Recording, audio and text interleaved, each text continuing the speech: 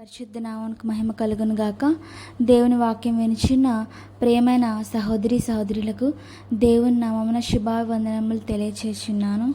ఈరోజు వేకుమన్న మే 16వ తారీఖుది యేసు రక్తం యొక్క ఆకర్షించు శక్తి. అయినను మునుపు దూరస్తులైన మీరు ఇప్పుడు క్రీస్తు యేసునందు క్రీస్తు రక్తం వలన సమీపస్తులై ఉన్నారు.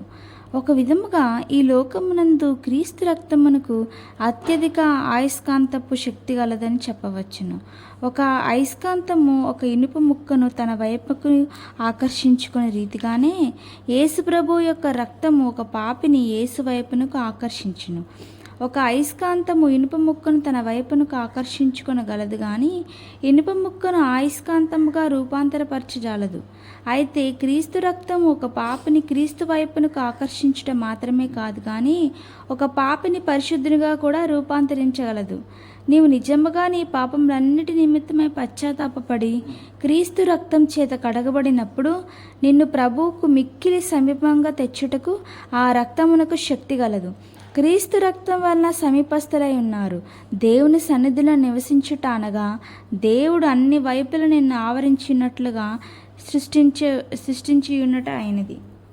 నీవు ఏదైనా తప్పు మాట్లాడవాలని కోరనిచో దేవుడే నీ నోటిని మూయుటకు నీవు కనుగొనగలవు.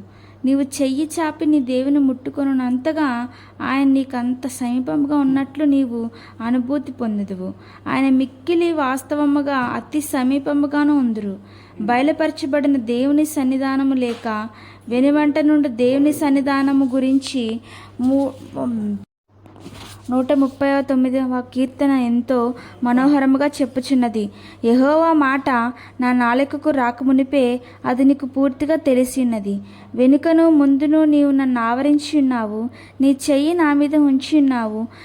ఇట్టి తెలివి నాకు మించినది, అది అగోచరము, అది నాకు అందదు అని దావీదు చెప్పుచున్నాడు. బయలుపరచబడిన దేవుని సన్నిధానం అన్నది ఒక అద్వితీయ అనుభవమైనది. ఇంకను సుదూరమునందుండగానే తలంపులు కూడా తనిఖీ చేయబడను. ఇట్టి సన్నిధానమందు సంపూర్ణ సంతోషము మరియు నిత్య సుఖములు కలవు. ఇటువంటి రమ్యమైన అనుభవాలను ప్రాప్తించుకొని నిమిత్తము యేసుక్రీస్తు యొక్క రక్తం మనలను దేవుని అతి సమీప స్థలములకు చేయగలుగుచున్నది. మరొక విధముగా చెప్పవలనంటే మన శరీరంలోని ప్రతి కణము నాడి అనగా మన మాటలు, క్రియలు, తలంపులు, ఊహలు మొదలగునవన్నీ ప్రతి క్షణం దేవుని సన్నిధానము చేత నడిపింపబడుటకును ఏలుబడి చేయుటకును యేసు రక్తం సాధ్యం చేయగలదు. ఆహా, యేసు రక్తంలో ఎంత అద్భుతమైన శక్తి కలదు! పరిశుద్ధ దూతలు కూడా దీన్ని గ్రహించుకొనజాలరు. యేసు యొక్క అమూల్య రక్తము ద్వారా అందుబాటులో ఉన్న ఇట్టి మహిమగల అనుభవాలను హక్కుతో మనం ప్రాప్తించుకున్నదముగాక.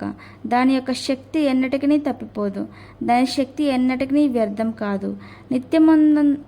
నిత్యమందంతటను కూడా క్రీస్తు రక్తం నందల శక్తిని మనం పొగడుకొనుచున్నాము. దూరస్తులైన నన్ను రక్తము చేత సమీపస్తునిగాను తీర్చెను. శాశ్వత సమాధానము యేసు నాకు ఇచ్చి చేసెను. మిత్రునిగా యేసు రక్తం అమూల్యమేగా, అది నన్ను తన వలె మార్చునుగా.